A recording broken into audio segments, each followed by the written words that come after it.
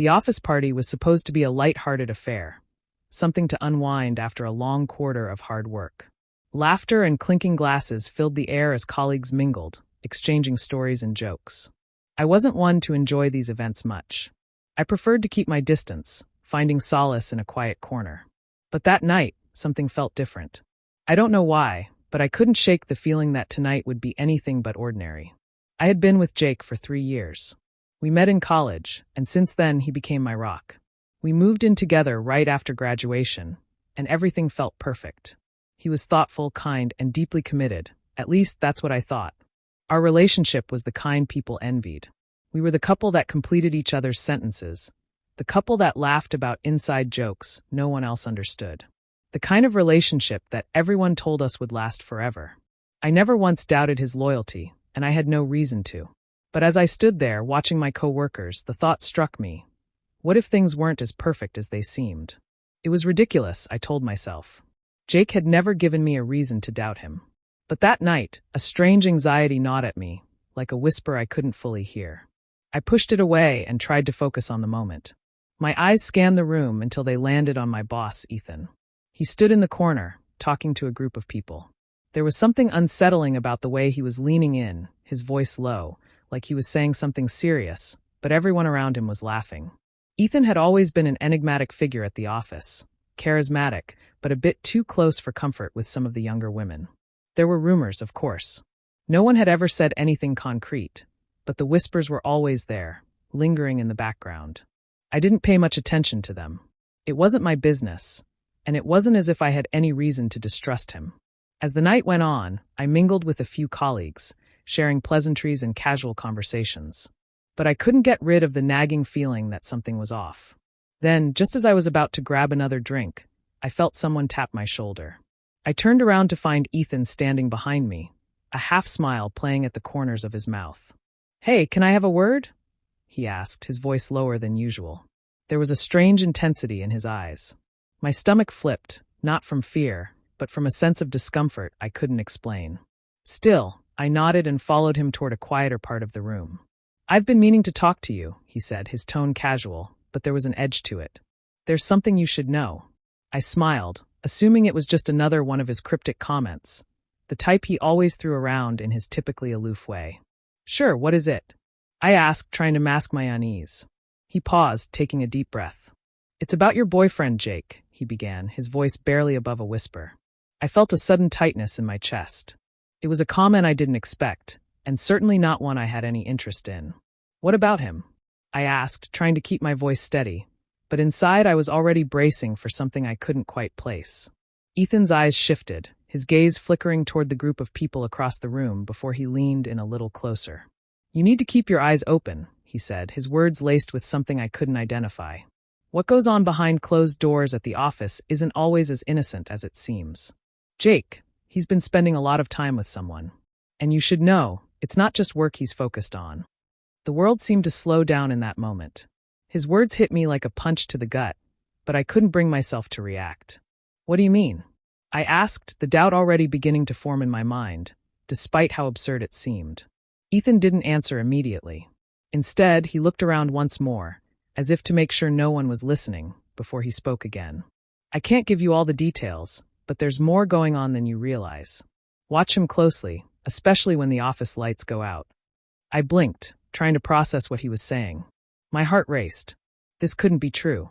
Ethan was known for being a bit of a troublemaker. Someone who liked to stir the pot just to see how people would react. Maybe this was just another one of his games, a way to mess with me for whatever reason. But despite myself, a cold knot of fear twisted in my stomach. "Why are you telling me this?" I asked, my voice trembling slightly despite my attempt to remain calm. Ethan's smile faltered for a second, but then he straightened up, his usual confident demeanor returning. "Just a friendly warning," he said, turning to walk away. "Don't say I didn't warn you." I stood there for a moment, the room spinning around me. I tried to shake off the feeling of dread that was creeping over me, but it clung to me like a shadow. What could Ethan possibly mean? Could Jake really be involved with someone else? My mind raced, imagining every possible scenario, each one worse than the last. But there was one thing I couldn't deny. I could no longer ignore the seed of doubt Ethan had planted. I had to know the truth. But now I wasn't sure I wanted to. I spent the rest of the night in a daze. Ethan's words echoed in my mind like a constant hum, growing louder with each passing minute. I tried to focus on the party, on the conversations around me, but everything felt distant. The laughter, the music, the clinking glasses, it all became background noise. All I could hear was that whisper, those cryptic words that seemed to suggest my world was about to shatter.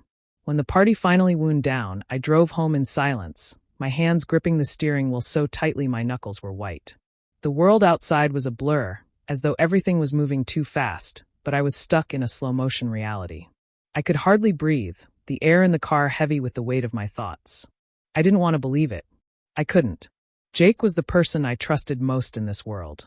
He was my partner, my best friend. We had built a life together, a future. The idea that he could be betraying me was unthinkable. But as I pulled into the driveway, the seed of doubt was already planted, growing stronger with every step I took toward the door. I opened the door to find Jake sitting on the couch, flipping through a magazine. He looked up, smiling when he saw me. But his smile seemed forced, almost too wide, like he was trying to hide something. "Hey, how was the party?" he asked casually. I froze for a moment, trying to calm the storm inside me. The question seemed innocent enough, but I could feel my heart pounding in my chest. Ethan's words were still fresh in my mind. I didn't know how to begin this conversation, but I knew I had to. There was no going back now. I took a deep breath, trying to steady my voice. "Jake, I need to ask you something," I said, my voice trembling more than I expected. He looked up at me, brow furrowed. "What's wrong?" "Ethan said something to me tonight." I started, trying to keep the words from spilling out too quickly. "He said you've been spending a lot of time with someone at the office, and that it's not just work." Jake's face went blank. For a split second, I saw something in his eyes, something I couldn't quite place. It was a flicker of hesitation, like he didn't know how to respond. Then it was gone, replaced by his usual calm demeanor.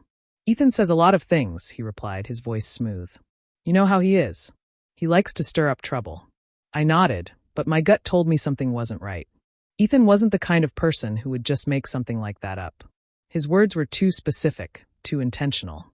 And the way Jake reacted, it was like he was trying too hard to convince me everything was fine. "I don't know, Jake," I said, my voice breaking. "This doesn't feel like something Ethan would just make up. Why would he even bring it up to me if there wasn't something to it?" Jake stood up, his expression hardening. "You're overreacting. It's nothing. Just office gossip, you know how it goes." But the way he was avoiding my gaze made my heart race. I knew him well enough to recognize when he was hiding something. And this time, it wasn't just his usual defensiveness.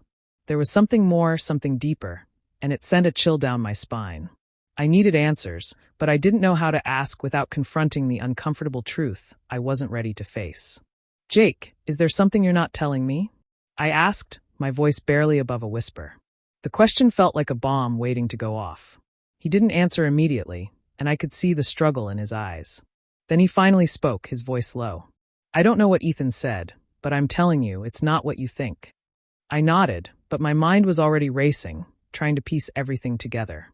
The late nights at work, the secretive phone calls, the unexplained absences. Suddenly, it all made sense. I had ignored the signs before, brushed them off as nothing more than the demands of his job. But now, I couldn't deny the truth any longer. "Who is she?" I blurted out, the words escaping before I could stop them. Jake froze. The blood drained from his face, and for a moment, the room felt like it was closing in on us. His eyes flickered to the floor, then back to me, but he couldn't meet my gaze. I didn't mean for it to happen," he whispered, his voice trembling slightly. "It was a mistake. A huge mistake." My heart dropped. The words hit me like a physical blow. The truth was out. The reality I had been avoiding, the one I wasn't ready to confront, was right in front of me. Jake had been unfaithful. And it wasn't just a rumor. It wasn't just gossip. It was real. I felt like I was drowning in the weight of it all. The betrayal, the lies, everything we had built, it was all crumbling before me, and I couldn't stop it. I wanted to scream, to yell at him, but instead, I stood there in shock, trying to process what was happening. "I don't know what to say," he continued, his voice barely audible. "I never meant to hurt you. I don't know how it got this far." The air between us felt thick, suffocating. I couldn't speak. I didn't know what to say. My mind was spinning, my emotions all over the place. Part of me wanted to forgive him, wanted to believe that this was a mistake, that we could work through it. But another part of me knew that nothing would ever be the same again. I need some time, I finally managed to say, my voice shaky. I need to think about this. Jake nodded, his face a mixture of guilt and regret, but I could see the fear in his eyes, the fear of losing everything. I turned and walked away, the weight of the truth sinking in with every step I took. I spent the night in a blur of emotions, anger, confusion, heartbreak. I barely slept, my mind racing with every possible scenario. The image of Jake, the man I thought I knew, confessing to something so horrific, haunted me. I had always trusted him completely, and now, that trust was shattered. I couldn't understand how everything had gone wrong, or how I had been so blind to the signs. The betrayal stung in ways I never imagined.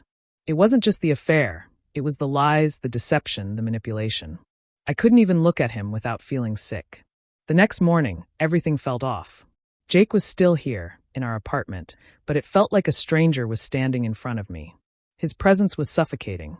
The warmth that used to fill this space now felt like a cold, empty void. I didn't know how to act around him anymore. Should I be angry? Should I ask more questions? Or should I just leave? I didn't have the answers, and every option seemed too painful to consider. I couldn't keep pretending that everything was fine. I needed clarity, and I needed it now. I asked Jake to sit down with me again, my voice barely above a whisper, as if I were afraid speaking too loudly might shatter whatever was left of this broken relationship. Tell me everything, Jake, I said, my hands trembling. Don't leave anything out. How long has this been going on? He avoided my gaze, his eyes fixed on the floor. I could feel the weight of his silence, the shame in his posture. His reluctance to speak spoke volumes. I waited, my heart hammering in my chest, until he finally spoke, the words coming out slowly, as if they were physically painful to say. It's been a few months, he admitted. It started at work. I didn't mean for it to happen. It just did. I wasn't thinking. My chest tightened. A few months. I had been completely oblivious, trusting him without question, while he was living a lie. The anger began to rise within me, hot and suffocating. I wanted to shout at him, to demand answers, but I held it in, fighting to stay calm. Who is she? I asked, my voice steady but laced with a sharp edge. He hesitated again, his face flushing with guilt. Her name is Emily. She's from the marketing department. We just connected, I guess. It wasn't supposed to go this far. His words felt like daggers. I could hear his excuses, his rationalizations, but none of them mattered.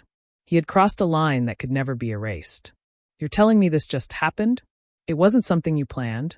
You're not even sorry for what you did, are you? The bitterness in my voice surprised me. I hadn't expected to feel so furious, but the anger was consuming me, growing with every word he spoke.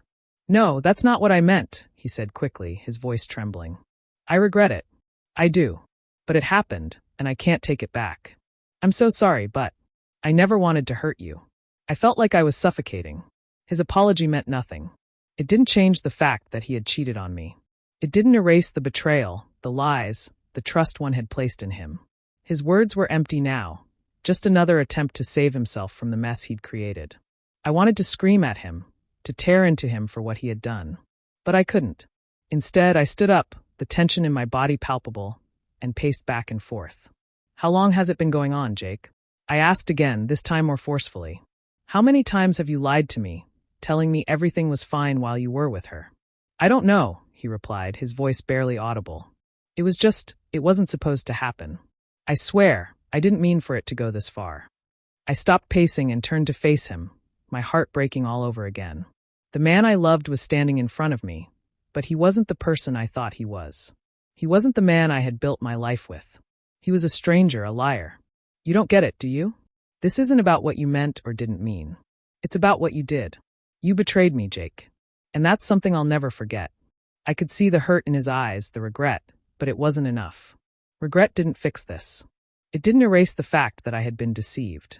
The weight of the realization crashed down on me like a ton of bricks. Everything I thought I knew was a lie. The life we had built together felt like it was crumbling before my eyes. The trust one had placed in him was shattered, and there was no going back. He reached out for me, his voice desperate. Please don't leave. We can fix this. I'll do anything, I swear. I love you. The words I love you should have meant something, once they did. But now they felt hollow, meaningless. How could I trust him again after everything that had happened? How could I believe a word that came out of his mouth when all he had done was betray me? I took a step back, my eyes stinging with unshed tears. I need to think, I said, my voice barely above a whisper. I need some time to process all of this. I can't make a decision right now. Jake nodded, his eyes pleading with me, but I couldn't look at him anymore. I needed space. I needed distance. I needed to figure out who I was without him, without the life we had built. Because in that moment, it was clear. No matter how much I wanted to make it work, I couldn't forget what he had done. And maybe, just maybe, I didn't want to. The days that followed felt like a blur. I couldn't focus on anything. My mind was constantly caught in a storm of thoughts. Memories of the good times with Jake, the conversations, the laughter, everything we had shared, and then the betrayal. I couldn't escape the image of him with her, of the lies that had built up over time, wrapping themselves around the foundation of everything I thought we had. I couldn't even look at him without feeling nauseous, as if the sight of him now was a reminder of everything he had taken from me. I spent a lot of time alone, trying to process it all. There were moments when I wanted to scream, when I wanted to demand answers from him, but I realized it wasn't going to change anything. Nothing would undo what had already happened. The worst part was that part of me still loved him. I still wanted to believe in us, in the life we had built together. But the other part of me, the part that had been betrayed, was drowning in anger, hurt, and confusion. Could I forgive him? Could I ever look at him the same way again? The more I thought about it, the more I realized I couldn't move forward if I stayed in the past. I couldn't keep holding on to someone who had hurt me so deeply. No matter how much I wanted to believe, he was still the man I had fallen in love with. Jake tried to talk to me several times. He begged me not to leave, promised he would do whatever it took to fix things. But I didn't know if anything could fix this. I didn't know if I even wanted to try. Every word he said sounded like an excuse, an attempt to make himself feel better, to ease the guilt that was now written all over him. I needed to think, I needed clarity, and I needed space to figure out what I wanted, what was best for me, not for us. I started spending more time with friends, people who supported me and reminded me that I wasn't alone. They listened, didn't judge, and never once told me what to do. But I could see the concern in their eyes. They knew the decision I had to make wasn't going to be easy. And it wasn't. I didn't want to leave Jake, but I also didn't want to keep living in this limbo, torn between love and betrayal. One night, I found myself sitting alone in the quiet of the apartment we had once shared, the silence so thick it felt like it was suffocating me. I looked around at the life we had built, the shared memories, the pictures on the walls, the little moments that meant so much. I had invested so much in this relationship, but now I saw it for what it truly was, a series of illusions. The life I thought we had was just a facade, held together by lies. And no matter how much I wished it weren't true, I couldn't ignore the truth any longer. It wasn't just about Jake anymore. It was about me, about who I was without him, about whether I was strong enough to walk away, to choose myself, even when my heart ached to stay. I thought about my future, about the kind of person I wanted to be. Did I want to be with someone who had broken my trust in such a fundamental way? Did I want to keep living in a relationship where I was constantly questioning everything? Could I ever feel safe with him again, knowing what I now knew? The answer, no matter how much it hurt, was no. I couldn't stay. Not because I didn't love him, but because I loved myself more. I needed peace. I needed to heal. And I couldn't do that while constantly looking over my shoulder, wondering if he was lying to me again. I sat Jake down one last time, my heart pounding, my hands cold. I knew what I had to do, but it didn't make it any easier. I can't do this anymore, I said, my voice steady, but the tears that were welling up in my eyes told the real story. I can't keep living like this. I can't trust you anymore. I need to move on. Jake's face fell. I could see the pain in his eyes, but it didn't change the fact that he had hurt me beyond repair. Please don't leave, he begged, his voice broken. I'll change. I'll do anything. I love you. The words felt empty. I had heard them too many times before, and they no longer held any weight. I stood up, the decision clear in my mind. I'm sorry, Jake, but love isn't enough. Not anymore. I need to be with someone who respects me, who values my trust. He didn't say anything more. He didn't beg again. He just stood there, staring at me as the reality of what I was saying sank in. I walked out, leaving behind the person I once thought I'd grow old with. It was the hardest thing I had ever done. But as I walked out of the door, I felt a strange sense of relief. The weight that had been crushing my chest for days seemed to lift, even just a little. I had chosen myself. And for the first time in what felt like forever, I was finally free. I didn't know what the future held, but I knew it was mine to create, without the shadow of betrayal hanging over me. And that, I realized, was worth more than any apology, more than any empty promise to change. I was moving forward on my own terms. And that, for now, was enough.